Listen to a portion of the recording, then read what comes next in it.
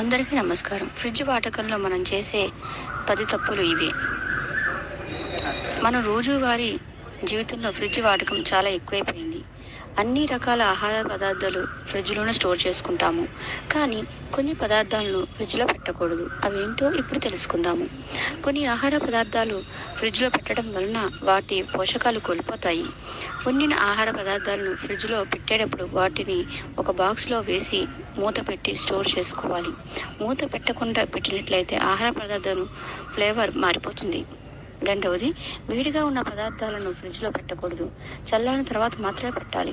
ఇలా వేడి పదార్థాలను ఫ్రిడ్జ్లో పెట్టడం వలన ఉష్ణోగ్రత పెరిగి సూక్ష్మజీవులు వ్యాప్తి చెందే ప్రమాదం ఉంటుంది.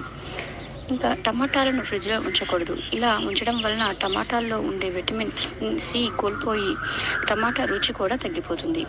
ఫ్రిడ్జ్లో పెట్టిన ఆహార పదార్థాలను తీసి వేడి చేసి తిన్నాక మిగిలిపోయిన పదార్థం మళ్ళీ ఫ్రిడ్జ్లో పెట్టి వేడి చేసుకుని తినడం వలన అనారోగ్య సమస్యలు వచ్చే అవకాశం ఉంది. ఒకసారి ఫ్రిడ్జ్లో పెట్టిన తర్వాత ఒకసారి వాడిన తర్వాత మళ్ళీ ఆహార పదార్థాన్ని ఫ్రిడ్జ్లో పెట్టకూడదు.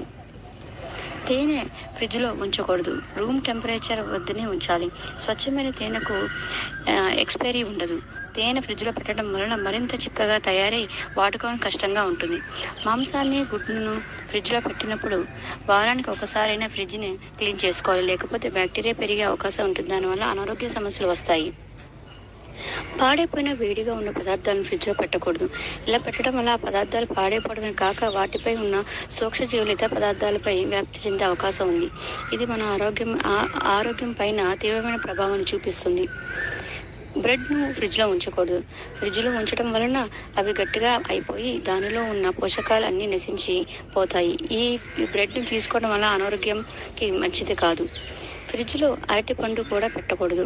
ఫ్రిడ్జ్లో టెంపరేచర్ తక్కువ ఉండటం వలన అరటిపండ్లు సరిగ్గా పండవు. అలాగే అరటిపండ్లు సహజమైన రంగును కోల్పోయి నల్లగా మారిపోతాయి. మరో ముఖ్యమైన విషయం ఏమిటంటే ఫ్రిడ్జ్లో ఉన్న క్లీన్ చేసుకునేటప్పుడు ఫ్రిడ్జ్ను కరెంటును కనెక్షన్ తీసివేసి క్లీన్ చేసుకోవాలి. లేదంటే కొన్ని సందర్భాల్లో కరెంట్ షాక్ వచ్చే ప్రమాదం ఉంటుంది.